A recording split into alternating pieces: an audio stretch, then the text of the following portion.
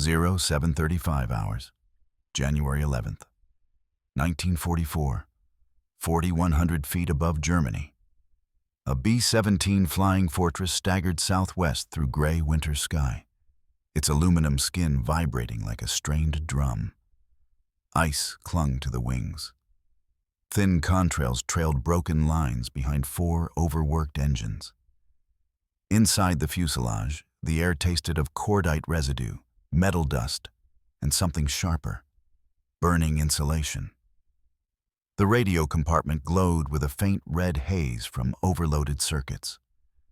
A single hiss of static spilled into the headphones of Staff Sergeant Miller, the radio operator.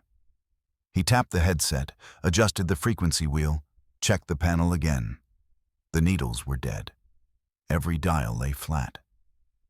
The jamming set that should have been drowning the Luftwaffe's radar was silent. He leaned toward the interphone mic. "Radio jammers down. Total blackout." Captain Ward, the pilot, responded without inflection. "Repeat." Miller spoke slower. "No jamming. Total failure.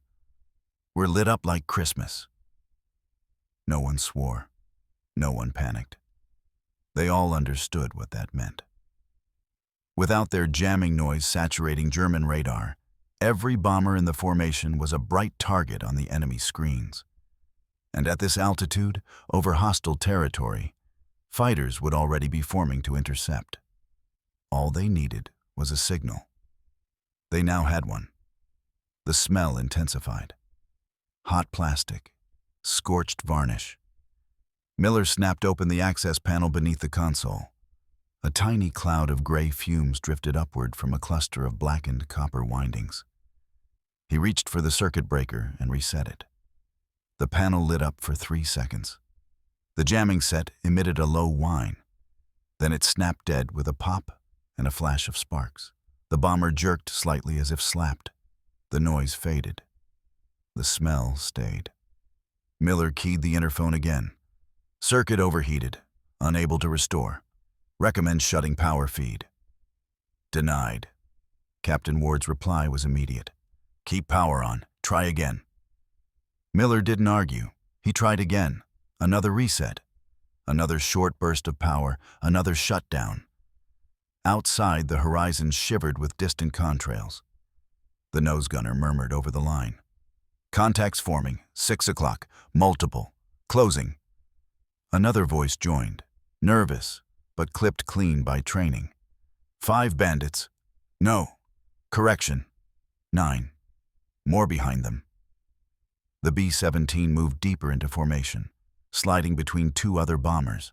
From above, it might look protected. But without jamming, the protection was illusion. The bombers' tight box formation depended on timing and confusion. Without electronic disruption, the Luftwaffe knew exactly where to strike. Miller made one more attempt. His fingers moved quickly despite the heat now radiating from the panel. He toggled a secondary line, swapped the contact to auxiliary, short-tested the spare transformer. For a moment, the indicator flickered, not. Steady, not enough. Then dead again. He pulled his hand away as a thin line of smoke curled from the relay block. Another voice cut across the net, this time from a different bomber in the group. Desperate, overmodulated. "Flak near Bremen. Fighters inbound. Request diversion." The reply came from operations control, faint in the background static. "Negative. Hold formation. Radar indicates heavy fighter mass west of primary route." Miller stared at the dead panel. The bomber had no radar coverage. They were blind. German controllers were not. 3 minutes. That was the typical window between radar acquisition and first attack run.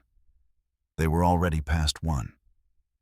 From the tail position, the gunner whispered numbers. Range closing. 1,500 yards. 12 fighters now. Correction, 14. Lead elements breaking into attack spread. Miller shut off the idea of fear. There was still work. He removed a scorched fuse with the tip of his knife and reached for a spare. As he touched it to the contact point, the metal was hot enough to burn through his glove. He jerked back instinctively. Too late. The heat wasn't the problem. The fuse box itself was melting. The bomber shuddered again as a nearby aircraft took a hit. A sharp clang rippled through the fuselage. Fragmented flak hit them, skipping like stones across the aluminum skin. No breach, not yet. The pilot's voice returned, flat as steel. Status. Miller forced himself to be exact, unemotional. Complete failure. Wiring is compromised. Jamming impossible. The bomber jolted once more as the first fighters swooped toward the box. The attack would come in waves. Divisional doctrine said so. 5 minutes without jamming meant 2 whole squadrons could be picked apart. 60 aircrew dead, if the averages held. That wasn't theory. That was math. Ward responded with a tone that suggested he already knew the numbers. Understood. Maintain position. Expect heavy engagement. The nose gunner opened fire first, followed by the right waist gunner.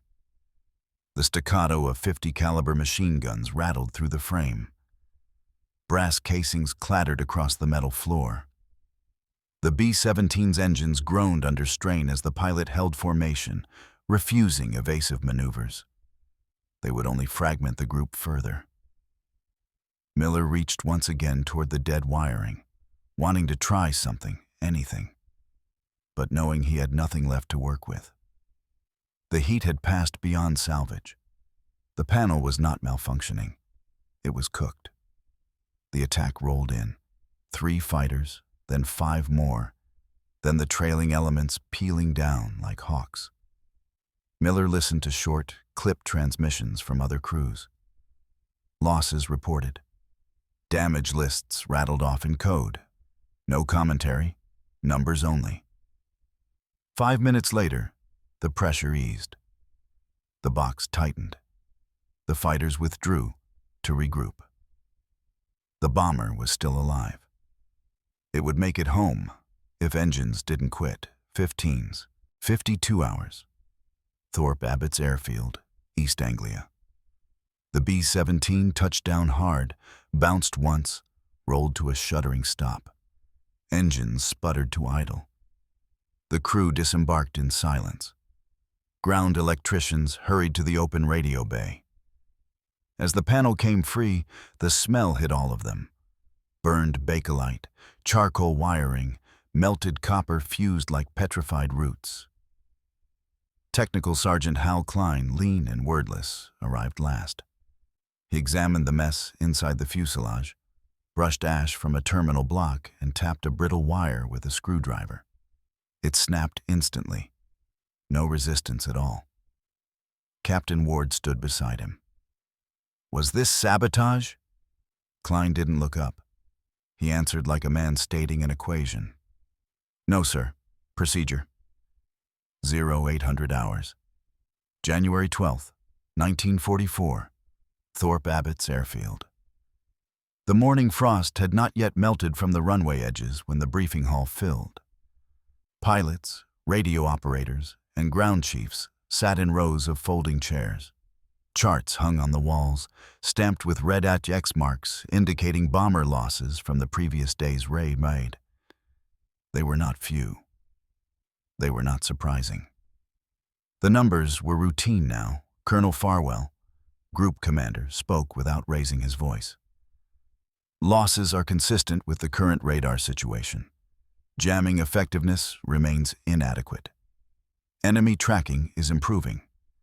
We expect continued high attrition.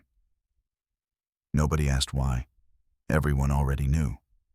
Crews had seen what happened when jamming failed. They had seen fighters arrive not randomly, but with exact timing, as if guided by an invisible clock. German control towers were not guessing. They were reading the skies like a schedule. At the back of the room, Technical Sergeant Hal Kline stood, arms crossed, a folded notebook in his hand. He had slept no more than 4 hours. The melted wiring from the B-17 had burned into his memory as clearly as any enemy attack. The colonel continued. Until the Signal Corps approves new guidance, jamming must be activated according to current rules. Full power on the ground, maintain throughout flight. Reset manually if failure occurs. Every radio operator knew the flaw. Continuous power meant heat. Heat meant shutdown. Shutdown meant death. But the rule remained unchanged. It was written in a manual in Washington, and manuals did not burn when circuits did. The briefing ended. Men stood, gathered their notes, and prepared for the next mission scheduled for sunrise 2 days later. Nobody looked at the radio technicians. Only pilots spoke with urgency. Only gunners compared ammunition counts. Jamming was invisible. Failure was not. Kline walked directly from the hall to the radio maintenance building. Inside, 4 sets of B-17 radios lay open on wooden tables. The smell of varnish and solder rose in a low haze. Sergeant Miller, the radio operator from the crippled bomber, stood beside him. "Same problem?" Miller asked. Kline didn't answer. He didn't need to. All 4 sets showed identical heat scoring at the same fuse box. Brown streaks radiated from the filament like the spokes of a burned wheel. Kline ran his finger along one wire bundle that had blistered from overload.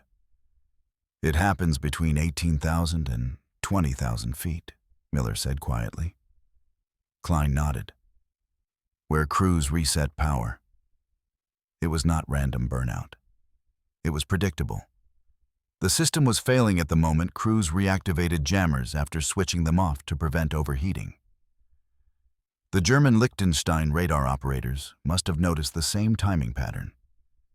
When jamming disappeared at altitude, they knew interception should begin. Radar direction, fighter vectors, intercept countdown, all aligned. Not technology, timing. Kline wrote a single line in his notebook. Manual reset equals radar invitation. Later that afternoon, he stood beside the runway with Chief Mechanic Barnes, watching damaged bombers return from the Oschersleben strike. One of every 8 was either limping home or not coming back at all. Kline did not watch explosions or bullet strikes. He watched antenna arrays. He watched which aircraft came home with melted radio covers. Barnes muttered, almost casually. "We lose planes because guns jam, engines quit, fuel runs dry. Now radios cook themselves." Kline spoke without emotion. "Not radios, procedures." Barnes frowned. "Explain." Kline turned toward him, calm as ever. "Headquarters requires continuous activation. Continuous activation overheats. Overheat forces a shutdown. Shutdown lets radar lock. Radar lock equals interception." Barnes blinked once.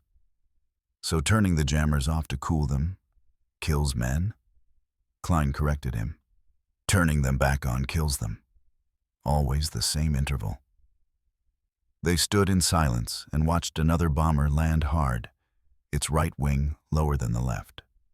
No gear failure. Damage had forced uneven fuel draw. One more cripple. One more example of precision targeting by enemy fighters who had arrived at exactly the right moment. The system was not broken. The instructions were. That evening, the Signal Corps teletyped an official statement to all airfields. "Do not modify or alter jamming circuits without explicit authorization. Unauthorized rewiring will be considered technical sabotage. Commanders will enforce discipline."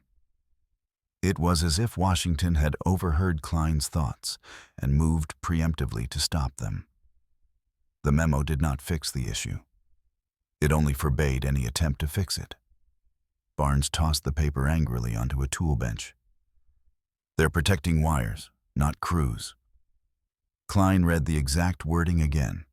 His face stayed flat. His voice remained steady. "They are protecting regulations. Not understanding the task." Barnes leaned closer, whispering, "Can it be fixed without changing the equipment?" Kline shook his head. "No, the timing must change, automatically. No manual input." Barnes stared at him for several seconds. "You're going to break the rules?" Kline closed his notebook. One precise motion, no expression. "If the rules break aircraft, yes." The memo still lay on the bench. Its last line stood out. "Unauthorized alteration is punishable by discharge or court-martial." Kline looked at the sentence without a trace of hesitation. His decisions would not be emotional. They would be mathematical. Lives lost per week from radar-guided interception, 60. Probability of system failure under current orders? Certainty. He turned toward the hangar. He did not walk quickly. He did not look nervous. He simply moved with the quiet resolve of a man solving an equation others refused to write down. The tools he needed were waiting. The relay he needed existed in scrap. The timing could be stolen. Not from the Germans, from the regulations that were killing men faster than bullets. 2100 hours, January 12th, 1944, Hangar 2, Thorpe Abbotts. Most of the airfield slept. The lights from the barracks windows had dimmed. The officers' mess was quiet. Only the maintenance hangars burned bright with white work lamps suspended from rafters. The crews inside spoke little. Their language was tools, torque, calibration, inspection tags. They repaired aluminum skin and ammunition feeds, hydraulics, and fuel lines. But one workspace in the corner was unlike the rest. No oil stains, no scattered wrenches, no loud arguments about engine timing. Just a single desk stacked with failed relays, scrap wiring, a hand-cranked dynamotor, and a battered voltmeter whose glass face was cracked down the center. Technical Sergeant Harold Hal Kline stood over it, sleeves rolled, pencil behind his ear, notebook open to a page filled not with diagrams, but with timings. 12 seconds, 14 seconds, 19 seconds. Each written 3 times, marked with a thin red slash through the middle. He wasn't testing circuits. He was testing delay. Radio operator Miller stepped in quietly. Kline didn't look up. Miller waited, then asked a question with no small talk. "What are you building?" Kline answered without turning. "Sequence control." Miller frowned. "For power?" "For timing," Kline corrected, tightening a screw terminal with a jeweler's screwdriver, the kind used for watches rather than aircraft machines. Miller watched closely. The jamming unit itself sat untouched.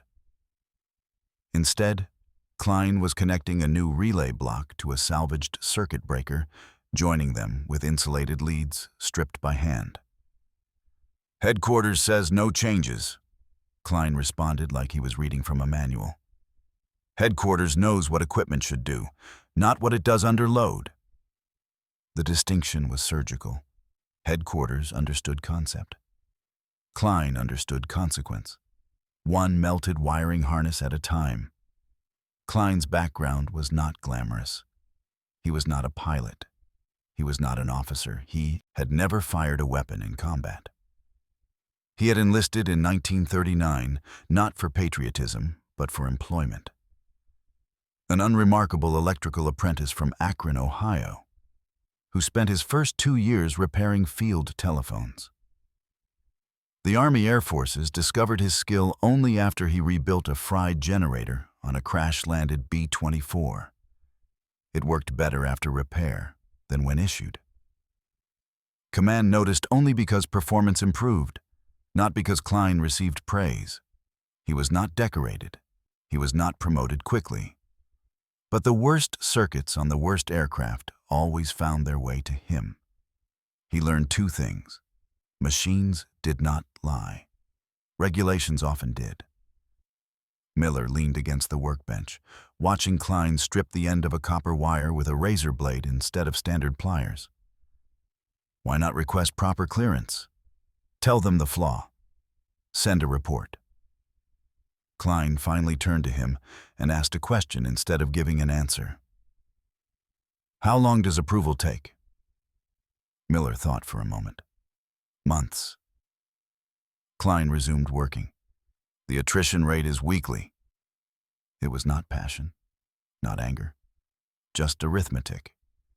If the system could not change fast enough, then the only variable was the person ignoring it. Miller pressed one more time. You'll be court-martialed if someone finds out. Kline paused. His screwdriver hovered over the relay for a single, deliberate second. If no one lives, there will be no one to court-martial me. He tightened the screw outside the hangar. The wind gusted across the field, rattling loose corrugated metal sheets on the Quonset huts. Inside, Kline's work continued with the precision of someone fixing a clock while the building burned. He assembled the relay stack, a landing gear warning delay unit scavenged from a scrapped fortress. A 3-stage switch normally reserved for trim tab control. A breaker rated for amperage higher than jamming loads. All improper. All perfect. Once wired together, he connected the unit to a dynamotor and set a small pocket stopwatch on the table. He turned the crank handle and watched the voltmeter needle drift upward. At 19,000 feet, the real aircraft would reach the point of heat risk. Here, in miniature, the relay replaced altitude with time. The breaker clicked. One frequency spiked, then another, then a third, staggered perfectly. The stopwatch hand reached 19 seconds. Kline marked it down. A thin line. No comment. Miller whispered, "It works." Kline did not smile, did not nod. Unverified. One test proves behavior, not reliability. He reset everything, ran it again, then again, then again. Same timing, within tolerance. Never perfect, never needing to be. The goal was not flawless jamming. It was delayed jamming. Not to kill radar. To ruin the schedule Germans depended on. Fighters that arrived late cost less than fighters that arrived on time. The stopwatch ticked. Smoke rose from the test wire. Kline cut power. He looked at the melted residue and wrote a single line. Heat must exist, but must happen later. Barnes arrived near midnight. He said nothing at first, just watched the two men work. The hangar light made shadows across Kline's face, unblinking as he soldered the lead to its final terminal. Barnes finally asked, "Are we installing this on one bomber?" Kline closed the metal housing. His answer was clean. 8. Barnes blinked. 8? Before inspection? Kline placed the relay into his tool bag. Inspection occurs on the 20th. Bombers fly on the 14th. The chief mechanic stared at him. That's illegal. Kline wiped metal filings from the table. So is losing men to prevent paperwork. He was not emotional. He was not heroic. He was simply precise. And precision, in war, could break rules faster than bullets could break skin. 0320 hours, January 13th, 1944. Hangar 2 remained lit when the rest of Thorpe Abbotts slept. The air inside was sharp with solder fumes and cold metal. Outside, frost thickened across parked aircraft, hardening like white armor under moonlight. Kline stood in the fuselage of the first B-17, an APH-4 jamming unit exposed, wire bundles loosened, and a makeshift relay box in his hand. He worked without haste, without secrecy. Yet there was secrecy in the fact that no one else would bother to walk into a hangar at this hour. The guard at the hangar door had been briefed simply that night electrical checks were in progress. Nobody questioned checks that might keep bombers alive. The aircraft's serial number was painted just ahead of the tail. 311035.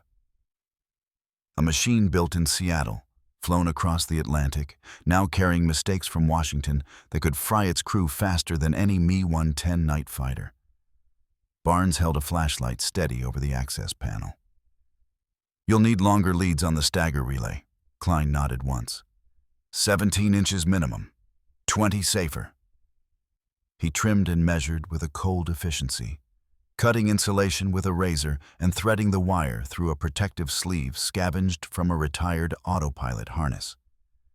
His hands never shook. Not from cold, not from fear. Men who wired bombs trembled.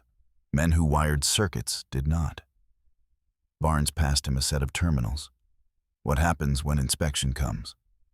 They'll see unauthorized parts. Kline did not lift his head. Only if they know what they're looking at. The answer was literal. Inspectors checked for broken systems, not improved ones. They looked for damage, not intelligence. If the circuits ran and the jammers behaved, they would pass. The command wanted compliance more than excellence. That was their weakness. Kline mounted the relay box between two factory units, using existing anchor screws so the modification blended with official hardware. No drill holes, no added brackets, nothing visible unless someone disassembled the system entirely. Even then, the wires looked regulation.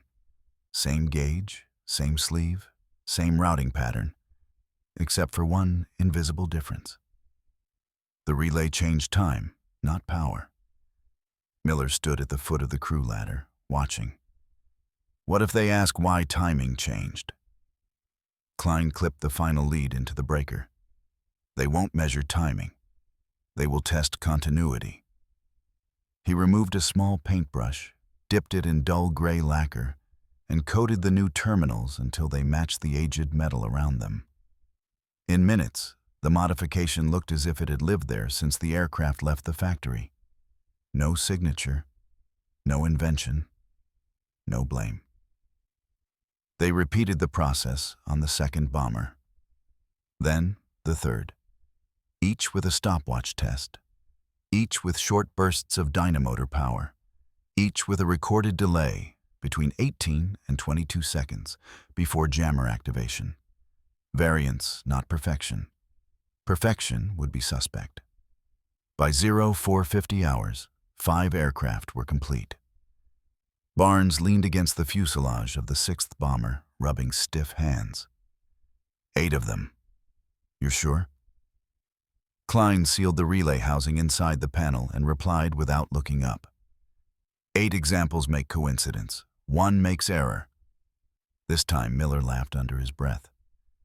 You want them to think it's built wrong? Kline closed the panel gently. I want them to think it's built that way. 0600 hours, January 13th, sunrise. Inspection crews arrived for daily checks. The modified bombers sat lined up with the rest, engines quiet, paint dull with frost. Kline stood among other technicians, hands in pockets, expression flat. The inspectors moved through aircraft quickly, testing voltages, flipping breakers, ensuring that radios powered on. All 8 modified jammers activated exactly when commanded. They did not show delay on ground tests. The relays triggered only under load simulation or altitude, neither condition present on the ramp. One inspector stood frowning at a B-17's radio panel. Overcurrent scoring here. Must be from Bremen mission. Kline answered calmly. Heat damage from repeated resets. We've reinforced contacts. Should survive the next run. It was not an explanation, just truth, framed in a way that ended questions. Inspectors nodded, wrote down comments, and moved on. Within an hour, the bombers were cleared for the next mission. 1800 hours. Crew briefing. January 13th. Pilots and radio operators filled the hall. Charts showed their next target. Brunswick. Deep beyond fighter belt zones. The route promised heavy interception. No one reacted. They had flown worse. The briefing concluded with a standard order. Maintain full jamming protocol from taxi to bomber turnback. Kline looked down at his notebook. Not defiant, Not anxious. He had already acted. Orders could not undo wires. Words could not overheat. Relays. The mission would test his work. The Germans would test it harder. Barnes leaned in quietly. If this doesn't work... Kline closed the notebook. Then nothing works. 2,200 hours. Final maintenance sweep. Engines whispered cooling sounds. Fuel trucks pulled away. Crews checked guns, oxygen, flak jackets. Kline walked the flight line, touching nothing, confirming everything with his eyes. His expression gave away nothing. He had risked discharge, imprisonment, and reputation to change less than 20 inches of wire per plane. Yet those measured inches might change 90 seconds of enemy radar timing, which could change whether entire crews lived or died. Not glory, not genius. Just subtraction. Removing heat at the wrong moment, adding time at the right one. The war had millions of men, thousands of aircraft. He held a pocket stopwatch. Tomorrow would measure whether any of them mattered. 0540 hours. January 14th, 1944. Brunswick mission departure. Frost cracked beneath the boots of ground crews as they guided 48 B-17 flying fortresses into position. The sky above Thorpe Abbotts was pale, sickly gray, streaked with thin cirrus. Engines coughed awake, one by one, each coughing transition from idle to power. The entire airfield shook with four-engine rumble. Exhaust plumes trailing faint white vapor shimmered across the runway. Inside Bombardier Bay, of Aircraft 311035. Radio operator Miller ran a finger across the same circuit panel that had almost killed him days earlier. It now bore no scorch marks, no hint of alteration, no visible change. He whispered, barely audible, more habit than hope. Stay cool this time. He wasn't speaking to the plane. He was speaking to the wiring. Technical Sergeant Hal Kline stood on the tarmac, hands in pockets, expression unreadable. He watched the bombers begin the taxi. He had no control now. His work would either save lives or get men killed faster. Once those aircraft lifted off, mathematics and enemy radar would judge him. Barnes joined him, folding his arms against the cold. If it fails, we'll know quickly. Kline responded without turning. If it fails, they'll never know why. The remark held no drama, only truth. 0614 hours, altitude 12,000 feet, over North Sea. The formation formed up in combat box configuration, staggered levels, overlapping arcs of machine gun fire. Radio chatter was calm, procedural. Miller monitored frequencies. The jamming sets hummed in standby mode, unpowered, despite orders requiring full activation. He did nothing. The relay would do everything. Pilot Captain Ward called through the interphone. Begin climb. Maintain ascent to 19,000. The aircraft rose through thin, cold air. Oxygen masks sealed tighter. Condensation formed around goggles. Turrets frosted over, then cleared as heaters caught up. 0650 hours. Altitude 17,000. Approaching German radar envelope. Normally jammers would be running hot by now. Instead, the APH-4 unit sat quiet, drawing only idle current. The panel remained cool. Dial needles rested motionless. The crew said nothing. Silence felt risky, but they trusted a relay they had never seen. Navigation officer whispered, tension under restraint. Shouldn't we power on? Miller replied simply. Already done. The answer was not literal. It was meant to end questions. 0710 hours, altitude 19,200 feet, entering radar saturation. Deep inside the panel, unseen, a small relay reached its trigger threshold. The breaker snapped open with a click, softer than a fingernail tapping glass. Power surged. But not constant power. Staggered bursts. The first frequency block spiked for less than a second, then a gap, then the second block, another gap, then the third. From that moment, German radar operators saw nothing. Not nothing permanently. Worse for them, nothing on schedule. Night fighter control at Paderborn received incomplete contacts, then corrupted tracking. Intercepts scrambled prematurely, then circled too high. Commands issued too early led to fighters vectoring into empty sky. Their intercept intervals slipped out of sync, like a clock losing minutes it could not replace. Inside the B-17, Miller watched the panel glow alive. Cool, steady, no overheating. Not yet. He checked the thermocouple. Temperature stable, load consistent. Ward responded with the same clipped calm he had used during the blackout days earlier. Maintain. 0740 hours, 10 minutes from target. Enemy contact imminent. The first group of German twin-engine fighters appeared at distance. But late, far too late to attack from altitude advantage. They had not arrived in front of the bomber stream, as doctrine demanded.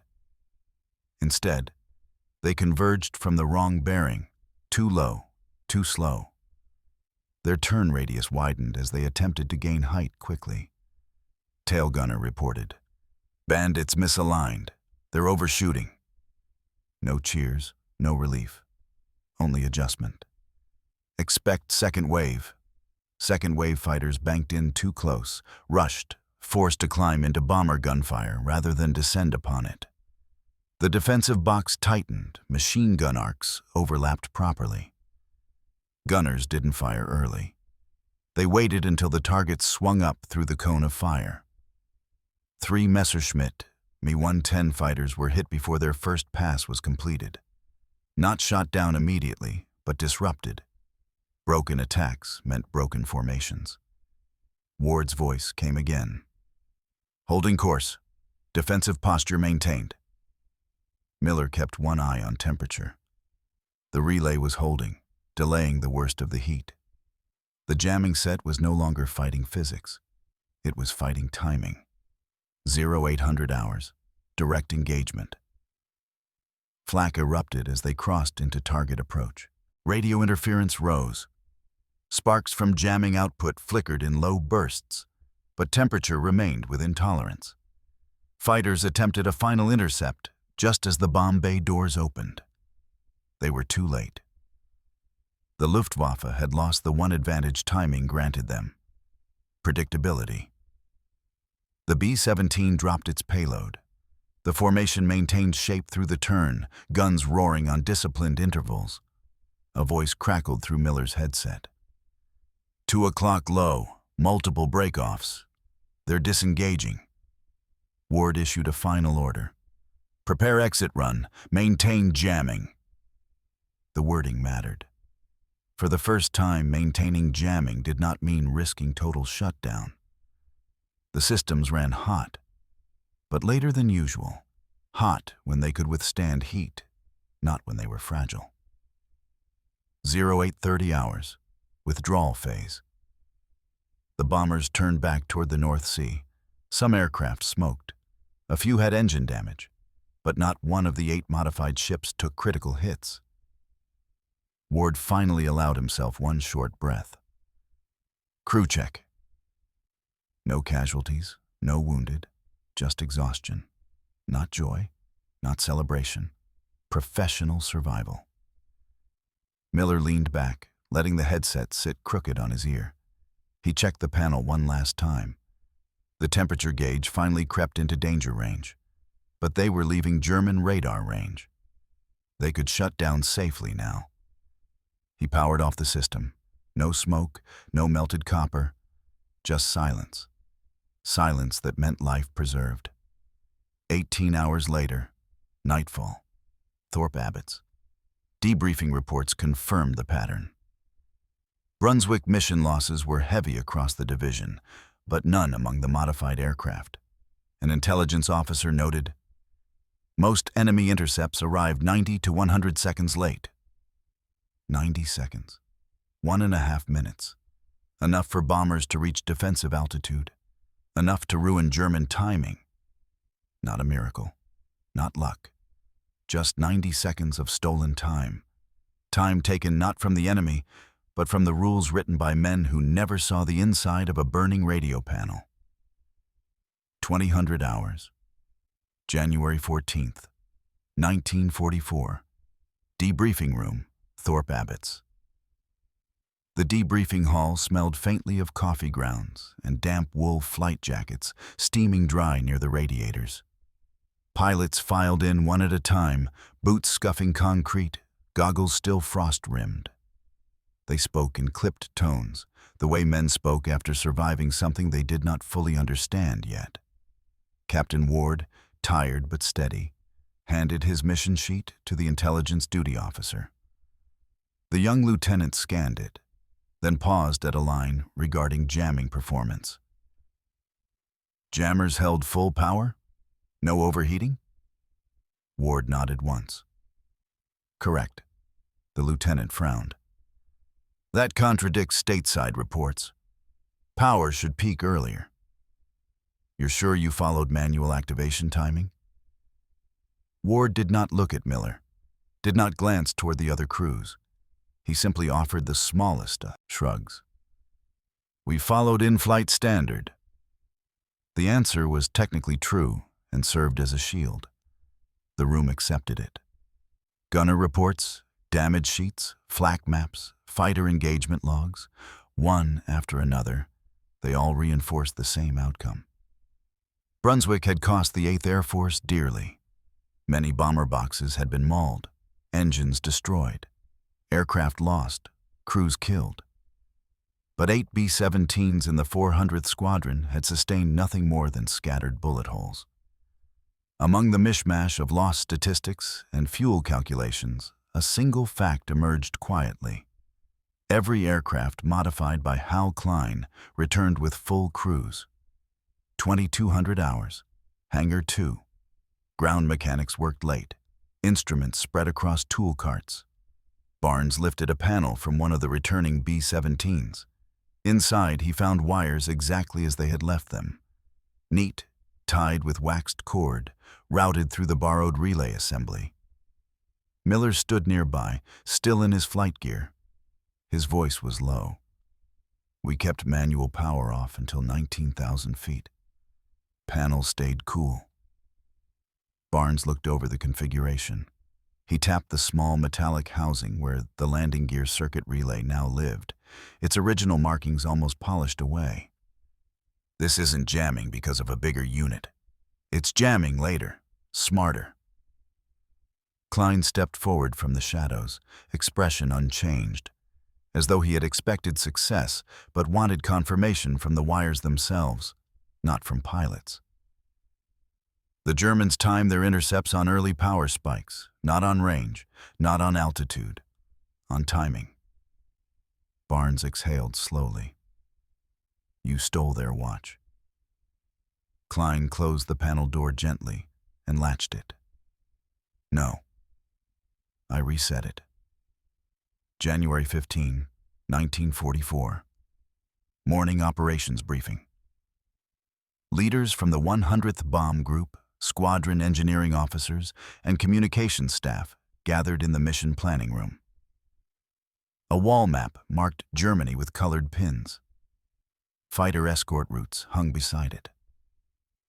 The hazard lines across Bremen, Brunswick, Hanover, and targets beyond formed a net of red and blue string. In that tense geometry, a staff major read out weather conditions, rendezvous times, and striking numbers. When jamming performance was mentioned, the room faltered. Commanders examined loss reports and saw the discrepancy. 8 aircraft had not been decimated like others of their division. The group commanders spoke bluntly. "We have identical aircraft, identical crews, identical tactics. Yet one squadron avoided interception alignment." Why? Silence. Barnes kept his jaw tight. Ward looked straight ahead. Miller stared at the floor. Kline remained at the back, unseen by most. The commander continued. Radar data from yesterday shows enemy fighters reached intercept bearings late. German controllers misaligned approach windows by approximately 90 seconds. Not 9, not 30, 90. He did not explain the arithmetic. He did not need to. 90 seconds was the lifespan of a bomber box at the wrong altitude. 90 seconds was the difference between entering a flat corridor tight or fractured. 90 seconds turned slaughter into survival. The commander's gaze slid toward the engineering staff. I want to know who altered our timing. Barnes cleared his throat once. We don't alter systems, sir. Against policy. The truth, technically, but incomplete. The commander replied without raising his voice. That is not what I asked. After the briefing, hangar offices. Kline was called aside by the deputy engineering officer. The conversation remained quiet, contained in a small room lined with spare radios and oxygen tank regulators. The officer finally asked the question everyone else avoided. Did you rewire those jammers? Kline answered with the same plain tone he had used with Ward, with Miller, with Barnes. I corrected activation timing. The officer considered that phrasing. He sat heavily in a chair, rubbing his forehead. Do you understand what you did? You violated depot jurisdiction, altered classified equipment. 13 pages of regulations make that a discharge. Kline waited. The officer continued. And you may have reduced losses by 12%. He leaned forward. I cannot approve this, but I also cannot stop it now. He did not threaten, did not compliment. He simply recognized something irreversible. People will copy whatever saved them yesterday. Kline nodded once. They should. Time is the only armor we can afford. Word spread the way, rumors become protocol. Through survival. Flight radio operators asked each other about timing. Crew chiefs whispered about cool panels and late heat. Other squadrons requested to observe maintenance procedures. What happened in 8 aircraft moved to 16, to 20, to 40. Within 20 days, more than 100 bombers carried modified wiring.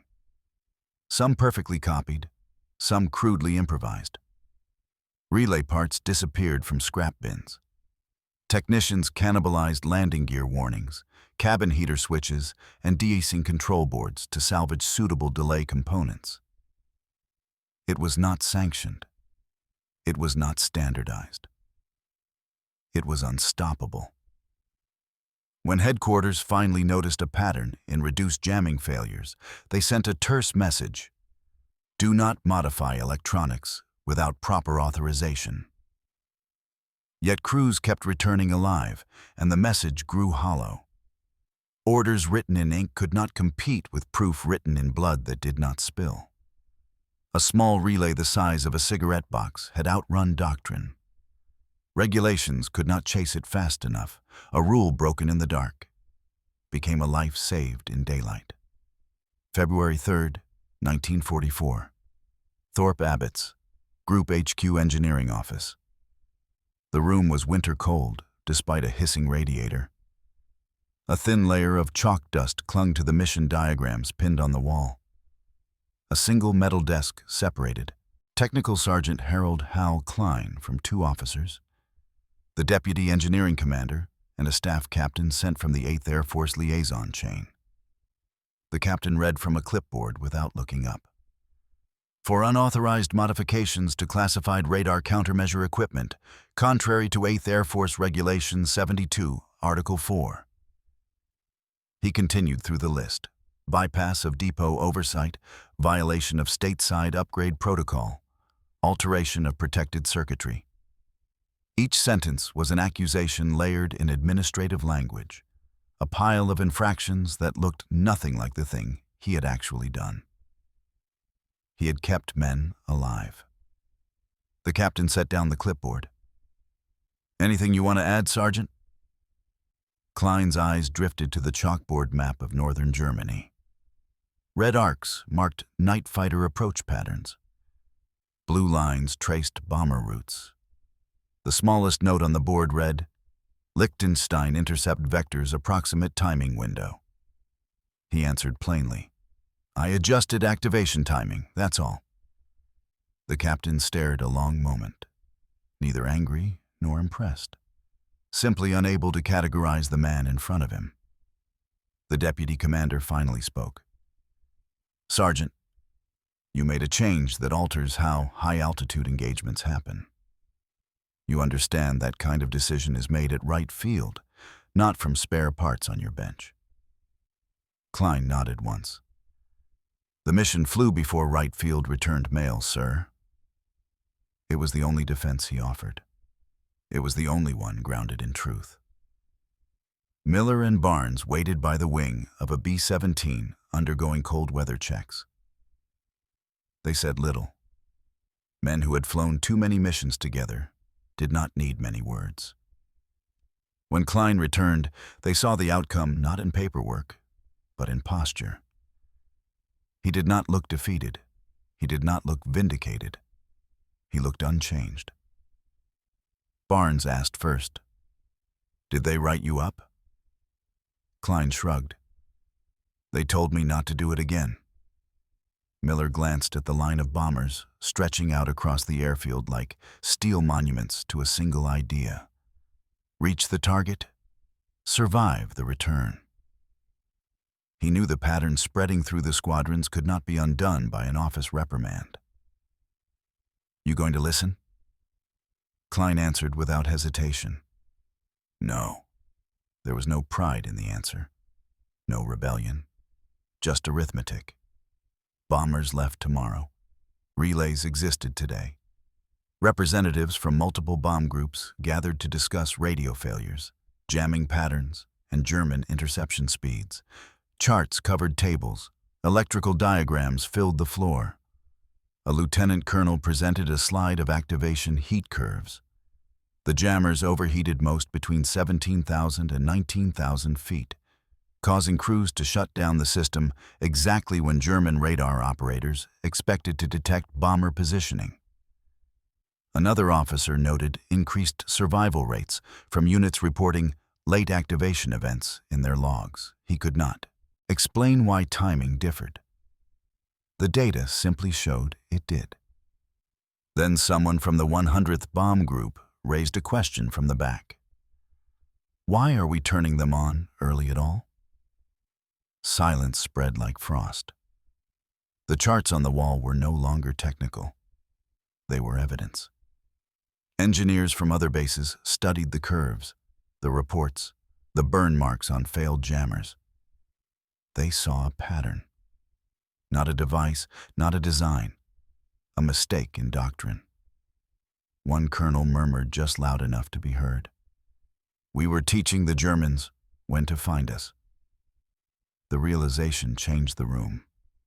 It shifted the wind of policy. A regulation written in 1942 no longer fit 1944. A staff memo was drafted on the spot. Yankee routing procedures should include staggered activation windows based on altitude and formation density. The memo avoided mentioning rewiring. It did not name Kline. But the recommended timings mirrored his relay pattern within a few seconds. What had been illegal 3 weeks earlier was now becoming instruction. Morning frost had turned to brittle slush beneath the wheels of taxiing bombers. Crews performed checks, voices crisp in the cold. Barnes inspected a panel and motioned Kline over. Inside sat a relay, not salvaged, not improvised. A newly issued part. He tapped the housing, factory markings, protected cavity, same delay value. They're building them now. Kline ran a finger along the clean stampings. The part would not void regulations. It existed because regulation had changed shape to fit reality. Manufacture had bent to match a black market idea born in a hangar. Miller approached with his oxygen mask hanging from his neck. He glanced at the relay, then at Kline. "You getting a medal for this?" Kline shook his head. The answer was obvious to him. Medals are for battles. Barnes shut the panel and locked it with 2 twists of the wrist. "What do you call what you did?" Kline looked across the field where B-17s waited to climb into hostile air under a countdown, under a network of German radar stations, under flak, fighters, and probability. "A correction," he said. Nothing more. By the end of winter, 1944, bomber losses across certain corridors decreased by measurable margins. Crews no longer shut down panels at altitude. German intercept chatter reflected confusion at changing timing curves. The 8th Air Force had not gained armor, range, or guns. It had gained seconds. It had gained a window. The official logs credited improved jamming discipline. No individual name appeared beside the change. Kline's file remained ordinary. Enlisted service, technical proficiency, minor reprimand for unauthorized modification. He received no promotion, no commendation. Yet every time a bomber box reached home with one more engine smoking, one more crew exhausted but breathing, one more aircraft limping toward Thorpe Abbotts with bullet-scarred skin but living men inside. A relay, hidden behind a panel, had made time for them. No ceremony could match that arithmetic. The airfield lights glowed faint amber through low coastal mist. B-17 silhouettes waited in frozen stillness, their wings silvered by frost. Crew chiefs worked with gloved hands, their breath rising like furnace smoke. Technical Sergeant Harold Hal Kline stood alone near the tail of a fortress slated for Hamburg. He ran his thumb across a relay casing inside the radio bay one last time. Factory stamped, authorized, clean. The panel shut with a quiet metallic click. No improvisation now, no scrounged wiring. The design he had stolen into existence belonged to the war. A radio operator walked up, young and jittery. "You the one who keeps him cool up there?" Kline did not answer. Not yes. Not no. The operator grinned despite the cold and jogged back to his plane. None of these men knew his name. None needed to. They trusted what they could not see. The engines coughed awake. Crews boarded. The bombers rolled out, heavy with fuel, weight, intention. The jammers stayed dormant, cold and silent, waiting for altitude, just as he intended. The relay principle leapt from airfield to airfield faster than any directive. Crews taught crews. Engineers copied the shape of the fix. Some did not even know where it came from. Training manuals began to describe staggered activation doctrine. Officers briefed squadrons on late deployment as standard counter-radar defense. The phrase time window protection appeared in typed notes delivered to combat commands. None of those documents mentioned a scrapped landing gear relay. None mentioned a sergeant with a voltmeter and a contraband idea. They simply taught the new rule. Delay your presence. Do not let the enemy see you early. Make them guess wrong. What had once been a question whispered over spare parts, "Why do we turn them on so soon?" was now a rule printed in black ink. The war did not care who wrote the first sentence. Peace arrived with no ceremony for him. Pilots returned to wives, children, noise, parades, photographs. Headlines carried names of aces, commanders, factories, presidents, men who shaped policy, men who broke through enemy formations, men whose victories could be counted in steel wreckage and enemy squadrons. Kline returned to ordnance checklists and training facilities. He instructed younger technicians how to read current curves and heat signatures. He explained timing windows as though they had always existed. No one asked who had first forced the jammers to wait. No one asked who taught the machines to be patient. A small reprimand remained in his file. Not severe, not erased, just permanent enough to be a mark without a label. He had not been punished for what he did. He had not been rewarded either. The war had simply moved on, one mission at a time, carried forward by lives that no longer needed his name. After Germany's surrender, captured Luftwaffe radio logs reached Allied evaluators in dull gray crates. Technicians studied pages of intercept codes, altitude calls, radar sweeps, timing reports. Analysis officers found a peculiar trend beginning in early 1944. German night fighter vectors consistently missed airborne bomber formations by intervals of 90 to 120 seconds. Not wide errors, not random failures. Precise miscalculations, always late. One handwritten note inside a German operations file, dated from Hanover Command, explained the problem succinctly. The Americans have altered their timing. Their frequencies appear only when already dense and unreachable. Translated bluntly, the American bombers became untouchable too late to stop. The analysts who read the document did not know about a relay rewired in the dark. They attributed the German confusion to improved tactical doctrine, not to anything material.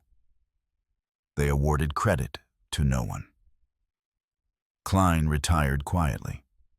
A brief handshake from a major. A short, formal line acknowledging technical dedication and exemplary maintenance standards. No mention of relay circuits. No mention of rewriting how bomber fleets survived a continent of guns and radar. He placed his tools in an old canvas bag. Nothing ceremonial, nothing preserved for history. The war was not made of souvenirs for men like him. He left the airfield walking, not driven, passing by runways now mostly silent. Only a handful of training craft took off anymore, small things compared to the flying fortresses that once shook the sky. The wind carried distant engine noise, not thunderous, not frightening, just routine.